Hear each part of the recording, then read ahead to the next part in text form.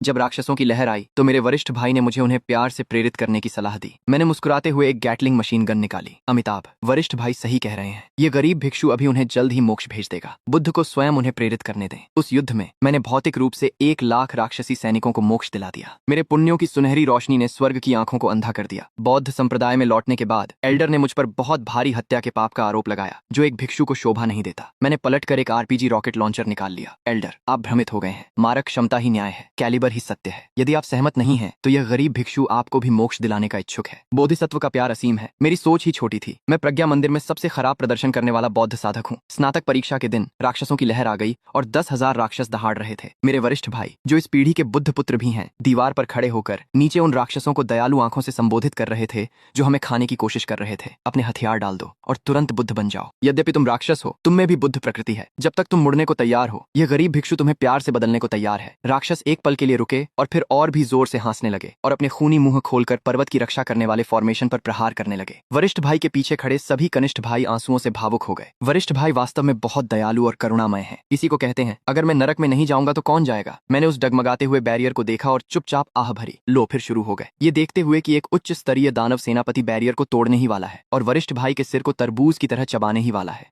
वरिष्ठ भाई के चेहरे पर एक दृढ़ संकल्प दिखाई दिया। उन्होंने अपनी आंखें बंद कर लीं और राक्षसों को अपना शरीर खिलाने के लिए तैयार हो गए। दुनिया को बदलने के लिए यह गरीब भिक्षु बिना किसी पछतावे के मर जाएगा। मैंने एक लात मारकर उसे किनारे कर दिया। हटो, इस गरीब भिक्षु के अनुष्ठान में बाधा मत डालो। वरिष्ठ भाई 2 बार लुढ़के, धूल में सने हुए और सदमे में अपना सिर उठाया। जूनियर भाई फान यिन, तुम ये क्या कर रहे हो? राक्षसों का अनादर मत करो। मैंने उसे नजरअंदाज किया और अपने स्टोरेज बैग से एक पूरी तरह से सोने की परत चढ़ी 6 बैरल वाली गैटलिंग मशीन गन निकाली। वरिष्ठ भाई और सभी कनिष्ठ भाई हैरान रह गए। मैंने अपना एक पैर दीवार की मुंडेर पर रखा, मशीन गन पर गोलियों की एक चेन लटकाई और नीचे राक्षसों की घनी लहर का सामना किया। मैंने हल्की सी मुस्कान दी और गन के बैरल को घुमाकर वार्म अप किया। दानदाताओं, यह गरीब भिक्षु देख रहा है कि तुम्हारे माथे काले पड़ गए हैं। मुझे डर है कि तुम्हें खूनी आपदा का सामना करना पड़ेगा। दानव सेनापति दहाड़ा, मरे हुए साधु, इस आग बुझाने वाले डंडे से किसे डरा रहे सुईस हो? अमिताभ, दुख का सागर असीम है, मुड़कर देखो, कोई किनारा नहीं बचा है। बंदूक की नली से नीली आग की लपटें निकली जो तुरंत धातु के तूफान में बदल गईं। वह उच्च स्तरीय दानव सेनापति अपने अंतिम शब्द भी नहीं कह पाया और मैंने उसे छलनी कर दिया। उसके पीछे राक्षसों की लहर गेहूं काटने की तरह गिर गई। एक चाय के प्याले में ही दीवार के नीचे शांति छा गई। मैंने बंदूक की नली से निकलते नीले धुएं को फूंका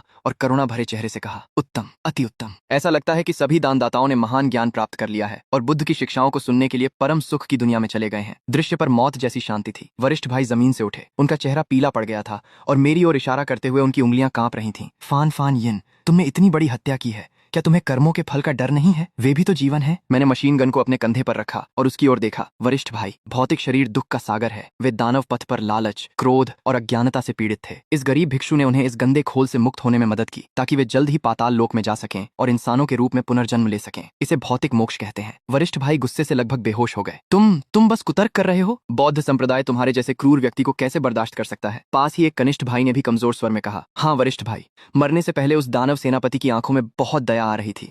मैंने ठंडी हंसी हंसी, दयनीय, जब वह तुम्हारा सिर मरोड़कर उसे गेंद की तरह लात मारना चाहता था, तब उसे तुम पर दया क्यों नहीं आई? मैंने चारों ओर देखा और जोर से कहा, सभी प्राणी समान हैं। इसका मतलब है कि वे इस गरीब भिक्षु की रेंज में हैं। यदि कोई सहमत नहीं है तो वह आगे आ सकता है और मेरे इस जादुई हथियार के साथ बहस कर सकता है। मैंने गर्म बैरल थपथपाया। किसी की बोलने की हिम्मत नहीं हुई। राक्षसों की लहर कम हो गई और मैं प्रज्ञा मंदिर का सबसे बड़ा कलंक बन गया। अनुशासन हॉल में एल्डर ने अपनी सफेद दाढ़ी सहलाते हुए मुझे गहरे दुख के साथ देखा। फान यिन, हालांकि तुमने दुश्मनों को पीछे हटाने का श्रेय अर्जित किया है, लेकिन तुम्हारे तरीके वास्तव में स्वर्ग के खिलाफ हैं। मैं गद्दी पर सीधे कमर करके घुटनों के बल बैठा था। एल्डर, आपके शिष्य ने जिस चीज का इस्तेमाल किया वह महायान बौद्ध धर्म का भौतिक अध्याय है, जो मारक क्षमता से कवर करने और सभी प्राणियों को मोक्ष दिलाने पर केंद्रित है। एल्डर के होंठ फड़के। तुम्हारे जादुई हथियार में हत्या का इरादा बहुत भारी है। वह हत्या का इरादा नहीं है, वह राक्षसों को सच्चाई सुनने के लिए तैयार करने की प्रेरक शक्ति है। रहने दो, तुम्हारे अंदर हत्या का भाव बहुत प्रबल है। यदि तुम मंदिर में रहे तो मुझे डर है कि तुम्हारे अंदर आंतरिक राक्षस पैदा हो जाएंगे। संयोग से नश्वर दुनिया में ग्रेट झोऊ राजवंश हाल ही में राक्षसों से त्रस्त है। सम्राट ने हमारे मंदिर से मदद मांगी है। तुम पहाड़ से नीचे जाओ और नश्वर दुनिया का अनुभव प्राप्त करो। याद रखना, भिक्षुओं को करुणा को अपनाना चाहिए और हर बात पर मोक्ष दिलाना शुरू मत कर देना। मैंने दस्तावेज लिया, मन ही मन खुश होते हुए, यह शिष्य आदेश का पालन करेगा। एल्डर निश्चिंत रहें, यह गरीब भिक्षु जब वहां जाएगा तो उन राक्षसों को बौद्ध धर्म की गर्माहट का एहसास जरूर कराएगा। एल्डर मेरी पीठ देखकर सिहर उठे। ग्रेट झोऊ राजवंश का शाही महल। जैसे ही मैंने सिंहासन कक्ष में कदम रखा, मुझे लोमड़ी की एक तेज दुर्गंध आई। ड्रैगन सिंहासन पर बैठे सम्राट का चेहरा पीला था और आंखों के नीचे काले घेरे थे और उसकी बाहों में रेशम जैसी आकर्षक आंखों वाली एक महिला लिपटी हुई थी। मुझे यह जानने के लिए अपनी स्वर्गीय आंखें खोलने की आवश्यकता नहीं थी कि यह 1000 साल पुरानी लोमड़ी की आत्मा थी। क्या तुम प्रज्ञा मंदिर द्वारा भेजे गए उच्च भिक्षु हो? ये गरीब भिक्षु फान यिन है, जिसका बौद्ध नाम भौतिकी है। महामहिम, ये गरीब भिक्षु देख रहा है कि इस महल में आसुरी ऊर्जा आसमान छू रही है। मैं विशेष रूप से महामहिम की समस्याओं को हल करने आया हूँ। वह लोमड़ी की आत्मा मधुरता से हंसी और सम्राट की बाहों से अपना सिर बाहर निकाला। अरे, कितने सुंदर छोटे भिक्षु हो, तुम किसे आसुरी ऊर्जा कह रहे हो? यह दासी तो महामहिम के दिल का टुकड़ा है। ये कहते हुए उसने जानबूझकर अपना सिर सम्राट की छाती पर रगड़ा। सम्राट का दिल तुरंत पिघल गया और मेरी ओर इशारा करते हुए गुस्से से चिल्लाया, बदतमीज भिक्षु! रोवेर मेरी प्यारी पत्नी है, तुम उस पर कलंक कैसे लगा सकते हो? मैंने तुम्हें भूत पकड़ने के लिए बुलाया था, मेरी पत्नी को निशाना बनाने के लिए नहीं। मैंने अपनी भौहें उठाई। महामहिम, क्या आपको हाल ही में अपनी कमर और घुटनों में कमजोरी महसूस हो रही है? रात को नींद नहीं आती, यहां तक कि बार बार पेशाब आने की समस्या भी है? सम्राट का चेहरा सख्त हो गया। तुम्हें कैसे पता? क्योंकि आपके शरीर की ऊर्जा इस लोमड़ी की आत्मा द्वारा लगभग सोख ली गई है। बकवास! लोमड़ी की आत्मा चीख पड़ी। महामहिम, ये मुझ पर झूठा आरोप लगा रहा है थी। सम्राट ने तुरंत उसे प्यार से गले लगा लिया। रोवेर मत रो, मुझे तुम पर विश्वास है। कोई है, इस पागल भिक्षु को बाहर फेंक दो। दोनों तरफ के शाही गार्ड जैसे ही आगे बढ़ने वाले थे, मैंने आह भरी, दानदाता, चूंकि आप अपनी मूर्खता पर अड़े हुए हैं तो इस गरीब भिक्षु को आपको जगाना ही पड़ेगा। मैंने अपनी आस्तीन से एक हथगोला निकाला और उसकी पिन निकाल दी। महामहिम, कृपया देखें, यह क्या है? सम्राट भ्रमित था। यह क्या चीज है? चमकता हुआ सोना। क्या यह कोई बौद्ध खजाना है?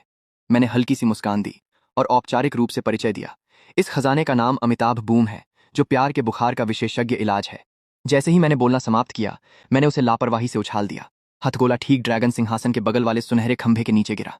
सम्राट की रक्षा करो। एक जोरदार धमाका हुआ। एक जोरदार धमाके के साथ पूरा शाही दरबार हिल उठा। सोने के भारी खंभे टूटकर गिर पड़े और सम्राट का राजसी सिंहासन चकनाचूर हो गया। जब धूल और धुएं का गुबार छंटा तो मैंने देखा कि सम्राट राख में सने हुए जमीन पर बदहवास गिरे पड़े हैं। उनकी बाहों में जो सफेद लोमड़ी थी, वो भी धमाके के डर से अपने असली रूप में आ गई थी। शाही रक्षक ये सब देखकर पूरी तरह से सन्न थे और उन्हें कुछ समझ नहीं आ रहा था। मैंने अपने हाथों की धूल झाड़ी और चेहरे पर एक शांत, दयालु मुस्कान के साथ दरबार के बीचों बीच खड़ा हो गया। मैंने बड़ी विनम्रता से कहा, महाराज, क्या अब आपकी नींद खुली? अगर अभी भी नहीं, तो इस गरीब भिक्षु के पास एक अपग्रेडेड महाकरुणा आर्मर पियर्सिंग शेल भी है, जो हर बीमारी का अचूक इलाज है। सम्राट ने एक नजर मुझे देखा, फिर अपनी उस प्यारी लोमड़ी को देखा और सदमे के मारे वहीं बेहोश हो गया। लेकिन वो राक्षसी लोमड़ी अपने नुकीले दांत किटकिटाती हुई मुझ पर झपट पड़ी और चिल्लाई, दुष्ट भिक्षु, मैं तुझे चीर डालूंगी। मैंने बिना घबराए तुरंत अपनी शॉटगन निकाल ली, जिस पर बड़े अक्षरों में लिखा था, सभी जीवों के लिए समानता। मैंने पूरी शांति से कहा, भक्त, लगता है तुम्हारा बुद्ध से गहरा नाता है, तो चलो, ये गरीब भिक्षु तुम्हें उन्हीं के पास भेज देता है। और अगले ही पल एक जोरदार धमाके और आग की लपटों के साथ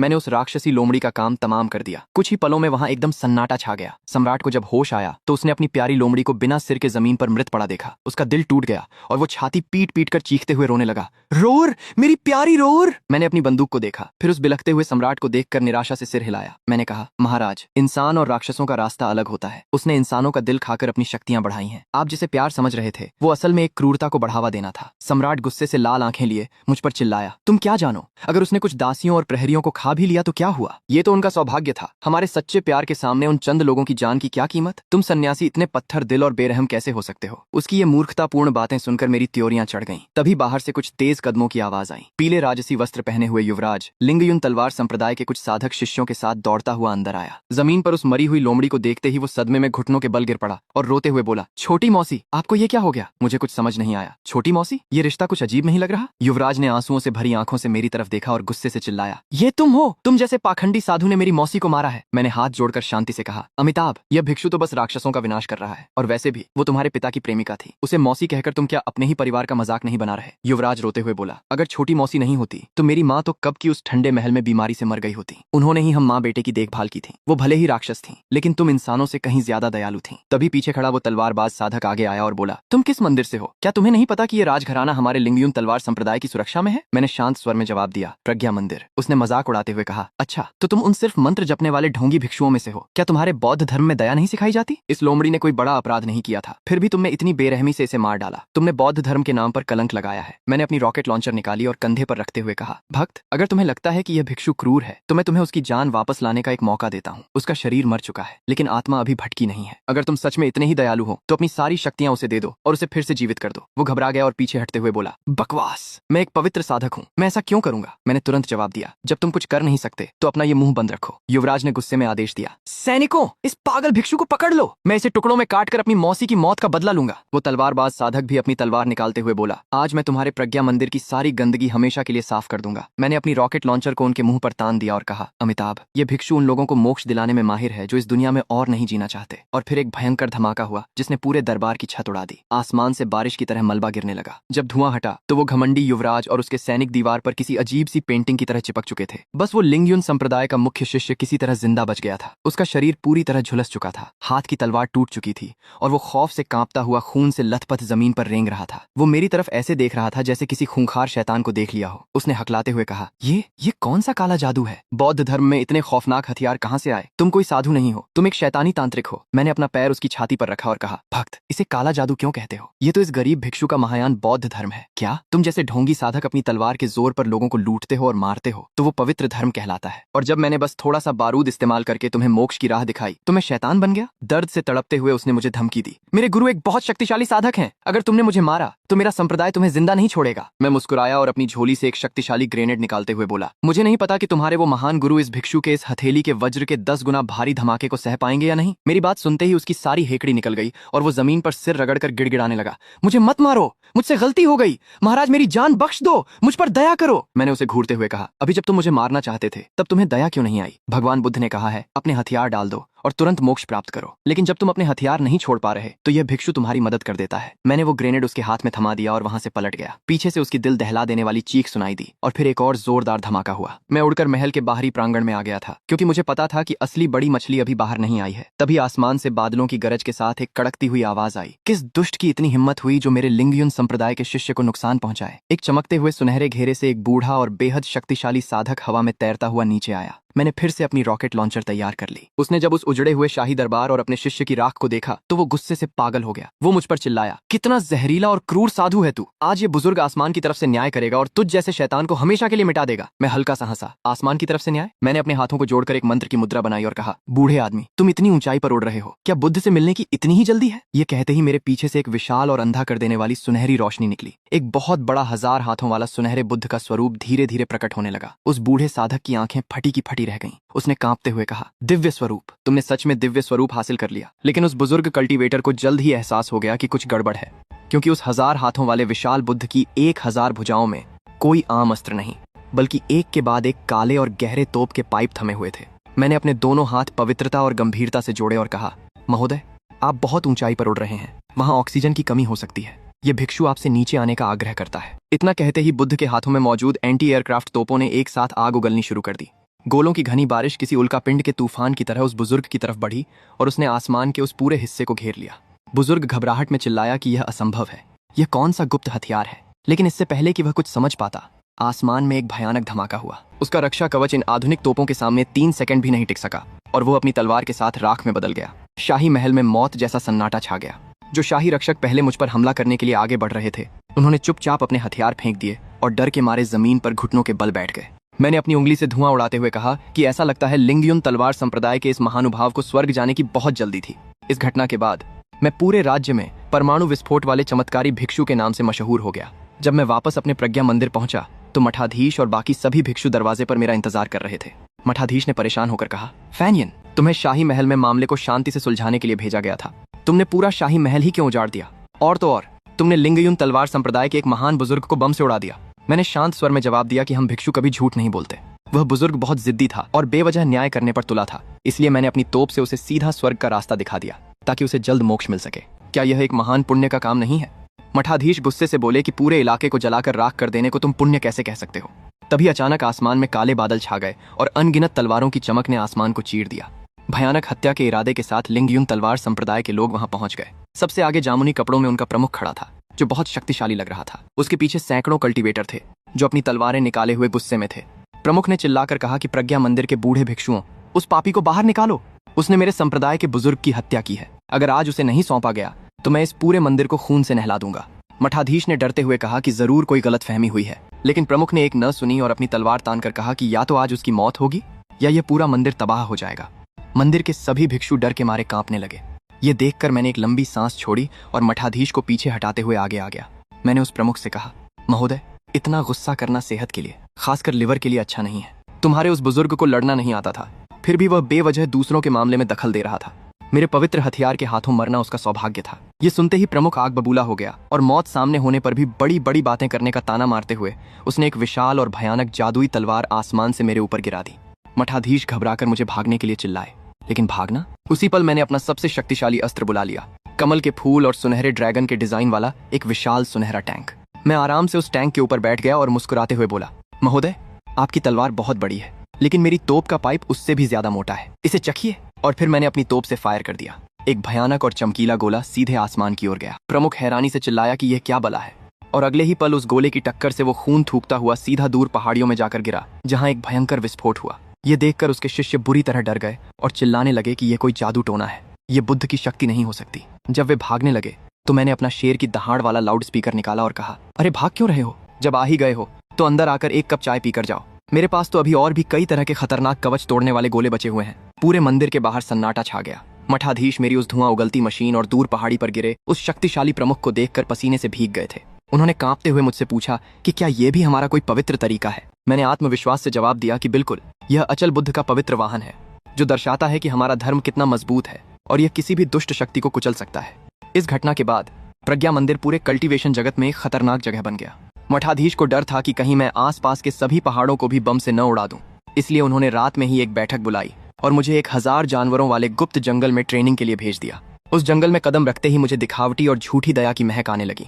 एक घाटी में मैंने एक तमाशा देखा। एक खूंखार लाल आंखों वाला भेड़िया एक बेबस लकड़हारे को बुरी तरह दबोचे हुए था। वहीं पास में मेडिसिन किंग वैली के कुछ सफेद कपड़े पहने लोग खड़े थे। उनमें सबसे आगे उनकी पवित्र कन्या सू छिंगरो खड़ी थी, जिसकी आंखों में आंसू थे। लकड़हारा अपनी जान की भीख मांग रहा था, लेकिन जब एक शिष्य ने लकड़हारे को बचाने के लिए तलवार निकाली तो सू छिंगरो ने उसे रोक दिया। वह रोते हुए कहने लगी, रुको, इसे मत मारो, देखो इस भेड़िए के पैर में चोट लगी है, ये जरूर दर्द के मारे हमला कर रहा है, यह भी एक जान है। हम सिर्फ एक इंसान को बचाने के लिए इतने प्यारे भेड़िए को कैसे मार सकते हैं? उसकी यह बेवकूफी भरी बातें सुनकर मैंने एक लंबी सांस छोड़ी। मैंने तुरंत अपने सिस्टम से 2 मीटर लंबी एक भारी एंटी मटीरियल स्नाइपर राइफल निकाली, जिसका नाम मैंने स्वर्गीय दृष्टि रखा था। मैं पहाड़ी पर आराम से लेट गया और स्कोप से निशाना साधने लगा। लाल बत्ती सीधा उस खूंखार भेड़िए के सिर पर जाकर टिक गई। नीचे वह लड़की अभी भी उस भेड़िए पर अपनी झूठी दया दिखा रही थी। मैंने ट्रिगर पर उंगली रखी और धीरे से कहा, भगवान आपका भला करे, यह भिक्षु तुम्हारे दिमाग के सारे बंद दरवाजे खोल रहा है। मैंने ट्रिगर दबा दिया। पहाड़ी में एक जोरदार धमाका गूंजा। अगले ही पल सू छिंगरो के ठीक सामने उस प्यारे भेड़िए का सिर किसी तरबूज की तरह फट गया। खून और मांस के टुकड़े उस लड़की के पूरे चेहरे और कपड़ों पर गिर गए।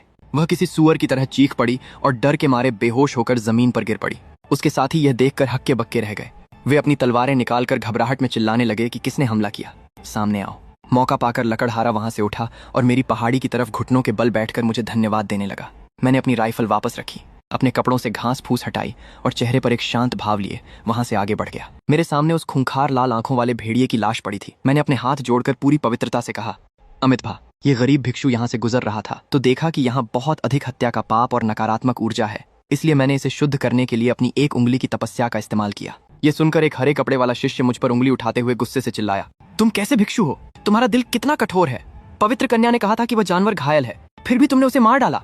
देखो, तुमने पवित्र कन्या को डराकर क्या हालत कर दी है। मैंने मुस्कुराते हुए अपनी बंदूक को छुआ और कहा, कठोर दिल? मैं तो महान करुणा और दया दिखा रहा हूँ। इस राक्षसी भेड़िए ने दर्जनों लोगों को खाया है। इसका पेट निर्दोषों की चीखों और पाप से भरा है। मैंने इसे पुनर्जन्म के लिए भेज दिया ताकि यह आगे और पाप न कर सके। मैं उस बेहोश पड़ी लड़की के पास गया और अपनी बंदूक की भारी नली उसके मुंह के पास रख दी। मैंने उसे घूरते हुए कहा, इसे इंसान और जानवर में फर्क ही नहीं पता। मुझे तो यह कोई पवित्र कन्या नहीं बल्कि एक अंधी लड़की लगती है, और अगर आंखें किसी काम की नहीं है तो उन्हें किसी जरूरतमंद को दान कर देना चाहिए। तभी एक और शिष्य गुस्से से अपनी तलवार लेकर मेरी तरफ दौड़ा और चिल्लाया, तुम्हारी हिम्मत कैसे हुई पवित्र कन्या का अपमान करने की? मर जाओ। लेकिन इससे पहले कि वो मुझ तक पहुंचता, मैंने अपनी छोटी बंदूक निकाली और सीधा उसके मुंह पर फायर कर दिया। वो खून थूकता हुआ हवा में उछलकर दूर जा गिरा। मैंने पूरी शांति से अपना माइकनुमा हथियार निकाला और कहा, महोदय, इतना गुस्सा ठीक नहीं है। मेरा यह ध्यान का डंडा 25 किलो का है और यह हर तरह के घमंड और गलतफहमी का बहुत अच्छा इलाज करता है। और किसी को लगता है कि मैं क्रूर हूँ तो सामने आ जाओ। मुझे कुछ और लोगों को मोक्ष दिलाने में कोई परेशानी मीभाई होने वाला है। बाकी बचे शिष्य मिलकर थर थर कांपने लगे। घोंट घोंट कर थूक निगलते हुए वे डर के मारे पीछे हट गए। मैंने जमीन पर गिरी उस भेड़िए की चमचमाती जादुई मणि उठाई। वहां से जाने से पहले मैंने मुड़कर उस दिखावा कर रही लड़की को देखा और कहा, नाटक बंद करो महोदया। असली दया एक बोधिसत्व के हृदय के साथ बिजली की तरह तेज और कठोर प्रहार करने में है। तुम्हारी ये झूठी दया एक दिन सिर्फ तुम्हारी जान लेगी। बुरी खबर हवा से भी तेज फैलती है। आधे दिन के भीतर ही पूरे गुप्त जंगल में यह बात फैल गई कि मैंने उस भेड़िए का सिर उड़ा दिया है। इसलिए मुझे मारने के लिए एक पूरा गठबंधन तैयार कर लिया गया, और इसे शुरू करने वाली कोई और नहीं बल्कि वही सू छिंगरो थी जिसे मैंने डरा कर बेहोश कर दिया था। उसने रोते हुए कहा, उस पापी भिक्षु को हर हाल में खत्म करना होगा। वह सैकड़ों लोगों की भारी भीड़ के सामने खड़ी होकर चिल्लाई, उस पापी भिक्षु को मारो, न्याय की रक्षा करो। मैं दूर एक ऊंची चट्टान पर लेटा हुआ अपनी स्नाइपर के स्कोप से यह सब तमाशा देख रहा था। मैंने मुस्कुराते हुए कहा, 300 लोग, काफी अच्छा इंतजाम है। नीचे सू छिंगरो कह रही थी कि मैं क्रूर हूं और मैंने बेगुनाहों को मारा है। उसके एक साथी ने भीड़ को भड़काते हुए कहा कि मैंने उनके शाही महल को तबाह किया है। अगर मुझे नहीं मारा गया तो आसमान भी उन्हें माफ नहीं करेगा। सबने अपनी तलवारें हवा में उठा ली। मैं चट्टान के ऊपर मजे से डिब्बे से कुछ खा रहा था। मैंने नीचे देखकर मुस्कुराते हुए कहा, ये सारे महोदय सच में अपनी जिद पर अड़े हैं। अगर तुम्हें भगवान से मिलने की इतनी ही जल्दी है तो मैं तुम्हारी लाइन थोड़ी छोटी कर देता हूँ। मैंने एक संकरी घाटी के रास्ते में कई सारी खतरनाक बारूदी सुरंगें बिछा दी। गठबंधन के लोग पूरे जोश में उस घाटी में घुसने लगे। उनका नेता बहुत आत्मविश्वास में था। उसने अपनी भीड़ से कहा, चिंता मत करो, वह पापी भिक्षु सिर्फ छिपकर और धोखे से वार करता है। बस अपना जादुई रक्षा कवच चालू रखो, वह हमारा बाल भी बांका नहीं कर पाएगा। वे सब अपनी जादुई ढाल बनाकर निश्चिंत होकर आगे बढ़ने लगे। मैं चट्टान के ऊपर बैठा था और मेरे हाथ में एक रिमोट था। नीचे उस नेता का पैर जैसे ही एक पतले तार पर पड़ा, मैंने बटन दबा दिया। एक भयानक धमाका हुआ और वह नेता हवा में उड़ता हुआ चिल्लाते हुए बहुत पीछे जा गिरा। इसके बाद पूरी घाटी में एक के बाद एक भयंकर धमाके होने लगे। तभी जमीन से गोल गोल काले बम हवा में उछले और चारों तरफ फटने लगे। उनसे निकले नुकीले लोहे के टुकड़ों ने कल्टीवेटर्स के उस जादुई रक्षा कवच को कागज की तरह चीर दिया। वे सब चीखते हुए इधर उधर भागने लगे, लेकिन कोई नहीं बच पाया। एक आदमी अपनी खून से लथपथ टूटी हुई टांग पकड़कर चिल्ला रहा था। दूसरा हैरान था कि इस अजीब हथियार में कोई जादुई ऊर्जा नहीं है, फिर भी यह रक्षा कवच को कैसे तोड़ रहा है। सू छिंगरो जमीन पर रेंग रही थी। उसके गुलाबी कपड़े धूल और खून से सने थे। वह रोते हुए अपने साथियों से मदद मांग रही थी और कांपते हुए कह रही थी, क्या यह आसमान से बिजली गिर रही है? मैं चट्टान के किनारे पर आया और अपना भोंपू लेकर बोला, सभी महोदय, हर कदम पर कमल खिलने का यह स्वाद कैसा लगा? बुद्ध कहते हैं, जैसा बीज बोगे वैसा ही फल मिलेगा।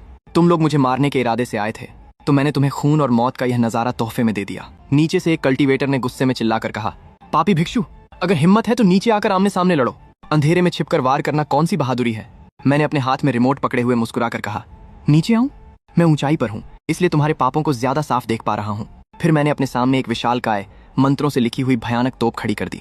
मैंने अपनी उस भारी तोप को थपथपाया और नीचे देखते हुए कहा, महोदया सू, क्या आप मुझे सुधारना नहीं चाहती थी? तो लीजिए, अब मैं आपको बुद्ध के धर्म का असली वजन महसूस कराता हूँ। मैंने उस विशाल तोप में एक बड़ा सा रॉकेट बम लोड किया और आसमान की तरफ फायर कर दिया। गोले ने धुआं छोड़ते हुए हवा को चीर दिया।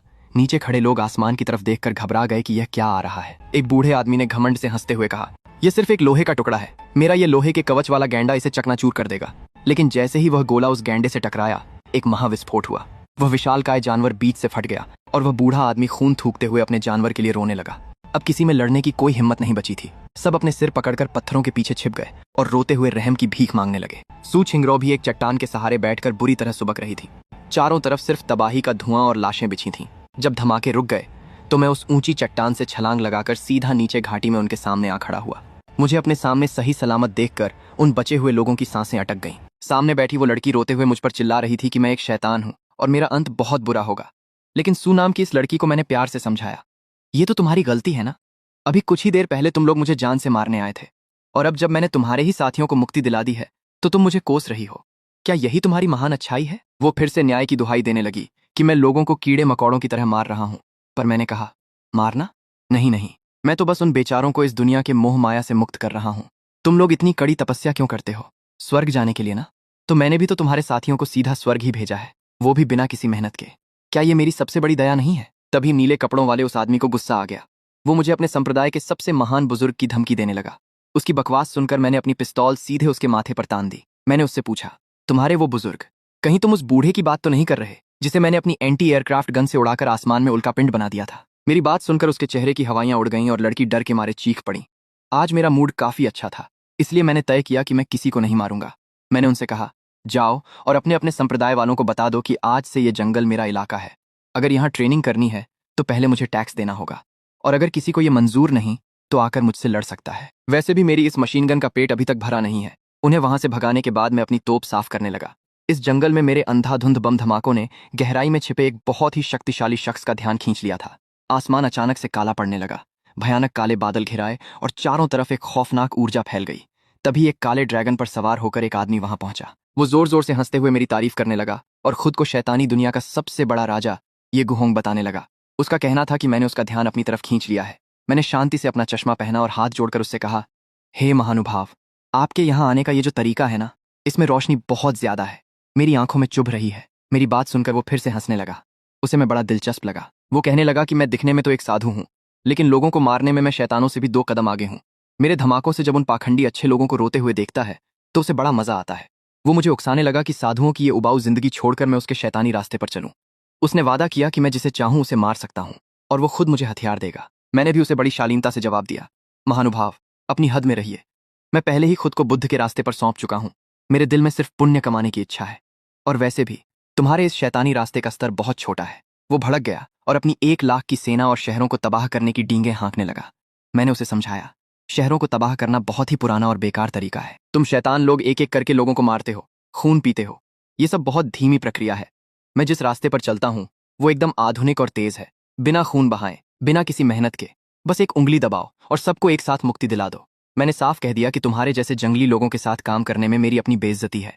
ये सुनते ही उसका पारा 7वें आसमान पर पहुंच गया। उसने मुझे धमकी दी कि वो मुझे पकड़कर अपना गुलाम बना लेगा और मुझसे हमेशा के लिए अपनी गुलामी करवाएगा। उसने अपने खौफनाक कंकाल मेरी तरफ छोड़ दिए। मैंने हाथ जोड़े और कहा, चूंकि आप मेरी बात समझने को तैयार ही नहीं हैं, तो अब मुझे ही आपका अंतिम संस्कार करना पड़ेगा।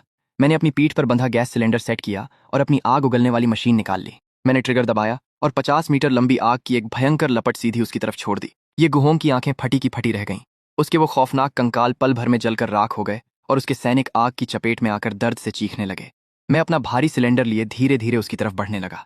मैंने उससे कहा, भागिए मत महानुभाव, ये तो मेरी तरफ से आपके लिए खास तौर पर तैयार की गई बुद्ध की पवित्र रोशनी है। क्या आपको दया की यह गर्माहट महसूस हो रही है? वो हवा में बुरी तरह लड़खड़ाते हुए खुद को बचाने की कोशिश कर रहा था। उसके कपड़े और बाल आधे जल चुके थे। वो घबराकर सोचने लगा कि मेरे पास इतनी जहरीली आग कहां से आई। मैंने आग उगलते हुए उसे बड़े प्यार से समझाया, ये जहर नहीं है, ये तो मेरा प्यार है।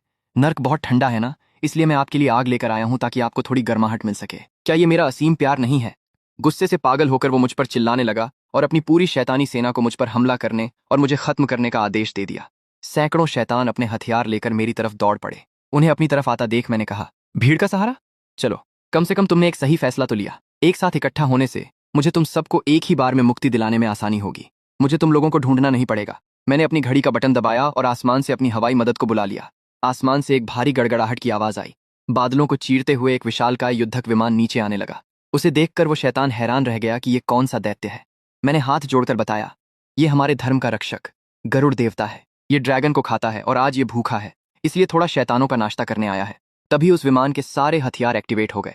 आसमान से आग की बारिश होने लगी। मशीनगनों और तोपों ने शैतानों की पूरी भीड़ पर अंधाधुंध गोलाबारी शुरू कर दी। जमीन पर बड़े बड़े गड्ढे बन गए और धमाकों के बीच शैतानी सैनिक भाप बनकर उड़ने लगे। जो बचे वो जान बचाकर भागने की कोशिश करने लगे, ये सोचकर कि ये भगवान का कहर है, पर रडार के निशाने से वो भला कहाँ छिप पाते। ये गुहों का घमंड पूरी तरह से टूट चुका था। अपनी जिस शैतानी ताकत पर उसे इतना नाज था, वो उसके सामने ही पल भर में राख हो गई। आग के उस समंदर के बीच मुझे इतनी शांति से खड़ा देखकर उसके दिल में एक ऐसा खौफ पैदा हो गया जो उसने पहले कभी महसूस नहीं किया था। वो बस यही सोच रहा था कि मैं आखिर हूं कौन। वो घबराकर चिल्लाने लगा कि मैं ऊपर की दुनिया से आया कोई मौत का देवता हूं। मैंने शांति से जवाब दिया, मौत का देवता? नहीं नहीं, मैं तो बस एक मामूली साधु हूं जिसे थोड़ी बहुत फिजिक्स आती है। इस जंगल में शैतानी ऊर्जा बहुत ज्यादा बढ़ गई थी, तो मैंने सोचा क्यों ना थोड़ी साफ सफाई कर दी जाए। उसे समझ आ गया कि अब उसकी दाल नहीं गलने वाली। उसने दांत पीसते हुए कहा कि वो इस बेइज्जती को हमेशा याद रखेगा, और फिर वो खून के एक धुएं में बदलकर वहां से भागने लगा। उसे भागते देख मैं मुस्कुराया। क्या मैंने तुम्हें जाने की इजाजत दी? मैंने तुरंत अपने सिस्टम से उस खून के धुएं को लॉक करने और हवा में मार करने वाली मिसाइल दागने को कहा। गरुड़ देवता ने तुरंत एक मिसाइल छोड़ी जो सीधा उस खून के धुएं में जा घुसी। आसमान में खून के लाल रंग की एक शानदार आतिशबाजी हुई और उस महान शैतान राजा के चीखने तक की आवाज नहीं आई। वो पल भर में राख हो गया। सिस्टम ने बताया कि मैंने एक महान शैतान और उसकी 3000 की सेना को मुक्ति दिला दी है, जिसके लिए मुझे अनगिनत पुण्य मिले हैं। लेकिन इतने सारे पुण्यों के कारण मेरा स्तर इतना बढ़ गया कि ऊपर की दुनिया वालों का ध्यान मेरी तरफ खिंच गया। मुझे पता था कि अब क्या होने वाला है, क्योंकि इस दुनिया का यही नियम है, छोटों को मारो तो बड़े आ जाते हैं। अचानक आसमान से काले बादल छंट गए और चारों तरफ एक सुनहरी पवित्र रोशनी फैल गई। उस रोशनी के बीच से एक विशालकाय सुनहरा बुद्ध आसमान से नीचे उतरने लगा। ये तो सचमुच के बुद्ध थे। वो मुझे देखकर क्रोधित हो गए और कहने लगे, पापी जीव, साधु का भेष बनाकर तूने शैतानों वाले काम किए हैं। तूने बहुत हत्याएं की हैं। आज मैं पश्चिमी स्वर्ग की तरफ से तुझे खत्म कर दूंगा। मैंने बिना किसी डर के उस विशालकाय भगवान को देखा। मैंने अपने सिस्टम से अपना सबसे खौफनाक हथियार निकाला, एक 20 मीटर लंबी इंटरकॉन्टिनेंटल बैलिस्टिक मिसाइल, जिस पर बड़े बड़े अक्षरों में लिखा था, दया और करुणा। मैंने मुस्कुराते हुए कहा, तो आप सचमुच के बुद्ध हैं? आपका ये सुनहरा शरीर कभी नष्ट नहीं हो सकता ना? देखते हैं मेरी ये 10,000 टन की शांति का पैगाम लाने वाली मिसाइल आपको अपनी जगह से हिला पाती है या नहीं। बुद्ध ने मुझसे पूछा, क्या तुझे अपने पापों का एहसास है? मैंने हाथ जोड़कर मासूमियत से जवाब दिया, पाप? मैंने तो बस शैतानों का सफाया किया है, हवा को शुद्ध किया है, इस दुनिया में हत्याएं कम की हैं और शांति फैलाई है। क्या ये बहुत बड़ा पुण्य नहीं है?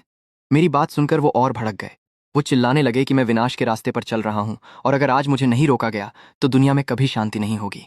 मैं जोर जोर से हंसने लगा। मैंने उनसे कहा, आप लोग ऊंचे सिंहासनों पर बैठकर इंसानों की पूजा का आनंद लेते हैं, लेकिन जब यही इंसान शैतानों और ताकतवर लोगों के जुल्म सहते हैं तब आप कुछ नहीं करते। आपकी तथाकथित दया बस यही है कि पहले इंसानों को तड़पने दो, फिर जब वो आपसे मदद मांगे तो उन्हें बचा लो। वो दया नहीं, वो तो हफ्ता वसूली है। मैं जो कर रहा हूं वही सच्ची दया है। मैं फिजिक्स की मदद से सारे अन्याय को एक ही झटके में राख कर देता हूं। मेरी बातें सुनकर वो आग बबूला हो गए और उन्होंने अपना एक विशालकाय सुनहरा हाथ मुझे कुचलने के लिए नीचे गिरा दिया, ताकि मैं हमेशा के लिए उनके हाथ के नीचे दबा रहूं। उस विशाल हाथ को अपनी तरफ आता देख मेरे चेहरे पर शिकन तक नहीं थी। मैंने मुड़कर लाल रंग का लॉन्च बटन दबा दिया। मैंने सिस्टम से कहा, सारे लॉक हटा दो, ऊपर जो वो बड़ा सा सुनहरा लक्ष्य है उस पर पूरी ताकत से मिसाइल दाग दो। मैंने उस गिरते हुए हाथ के सामने हाथ जोड़े और कहा, क्या आपने कभी महान चमकते हुए सूरज के बारे में सुना है? आज मैं आपको दिखाता हूं कि असली सूरज कैसा होता है। मेरी वो 20 मीटर लंबी दया और करुणा वाली मिसाइल भयंकर आग और धुएं के साथ आसमान की तरफ उड़ चली। बुद्ध उसे देखकर हैरान थे कि ये क्या चीज है। मैंने बताया, यही है साइंस, ये है परमाणु विखंडन की ताकत। वो मिसाइल सीधा उस सुनहरे हाथ से जा टकराई। बुद्ध चिल्लाए, टूट जा! लेकिन अगले ही पल एक भयंकर धमाका हुआ। वो सुनहरा हाथ पिघलने लगा। बुद्ध घबरा गए। उनका अजेय सुनहरा शरीर राख हो रहा था। पल भर में एक भयानक परमाणु धमाका हुआ और आसमान में एक विशाल मशरूम क्लाउड बन गया। नीचे एक बहुत बड़ा क्रेटर बन चुका था और मैं वहां आराम से कुर्सी पर बैठकर अपना चश्मा पहने कोल्ड ड्रिंक पी रहा था। मैंने कहा, कितना खूबसूरत नजारा है ना? यही है असली परमाणु शांति। इस मशरूम क्लाउड के नीचे अब सब बराबर हैं। तभी सिस्टम की आवाज आई कि मैंने ऊपर की दुनिया के एक भगवान को भी मुक्ति दिला दी है और न्यूक्लियर धमाका करने वाले साधु का सबसे बड़ा खिताब जीत लिया है। अब यह दुनिया मेरी ताकत को नहीं सह सकती, इसलिए मुझे मजबूरन ऊपर की दुनिया में भेजा जा रहा है। मैंने आराम से अपनी कोल्ड ड्रिंक पीते हुए सोचा, बस इतना ही? मैंने तो अभी तक अपना हाइड्रोजन बम भी इस्तेमाल नहीं किया था। वहां दूर खड़े दुनिया के बाकी सभी साधु उस मशरूम क्लाउड को देखकर खौफ के बजाय पूरी श्रद्धा से मेरे आगे झुक गए। उनके लिए मैं कोई भगवान बन चुका था। मेरा शरीर एक सुनहरी रोशनी के साथ ऊपर उठने लगा। सिस्टम ने पूछा कि क्या मैं अपने बचे हुए हथियारों को साथ ले जाना चाहता हूं। मैंने कहा, बिल्कुल, मुझे ऊपर की दुनिया के लोगों को भी तो मुक्ति दिलानी है। सुना है वहां बहुत सारे भगवान हैं और वो बिल्कुल भी मेरी बात नहीं मानेंगे। मेरी इस मशीन गन को भी प्यास लग रही है। आसमान में गायब होने से पहले मेरी आवाज पूरी दुनिया में गूंज उठी, नमो गैटलिंग बोधिसत्व। हथियार डाल दो और तुरंत भगवान बन जाओ। और अगर नहीं मानोगे तो ये साधु खुद तुम्हें भगवान के पास भेज देगा। इस घटना के 300 साल बाद साधुओं की दुनिया पूरी तरह बदल चुकी थी। पुराने संप्रदाय अब फिजिक्स रिसर्च इंस्टीट्यूट बन चुके थे। अब साधु उड़ने वाली तलवारें नहीं, बल्कि आवाज की गति को तोड़ने वाले विमान बनाते थे। बौद्ध भिक्षु अब मंत्र नहीं जपते थे, बल्कि बारूद का सही अनुपात मिलाना सीखते थे। और उनके सबसे बड़े मंदिर में किसी दयालु बुद्ध की नहीं, बल्कि एक ऐसे साधु की मूर्ति थी जिसके हाथ में 6 बैरल वाली गैटलिंग गन थी, पीठ पर रॉकेट लॉन्चर था और वो टैंक पर खड़ा था। हर कोई पूरी श्रद्धा से उसी की पूजा करता था और मंत्र जपता था। परमाणु शांति तुम्हारी रक्षा करे। फिजिकल मुक्ति।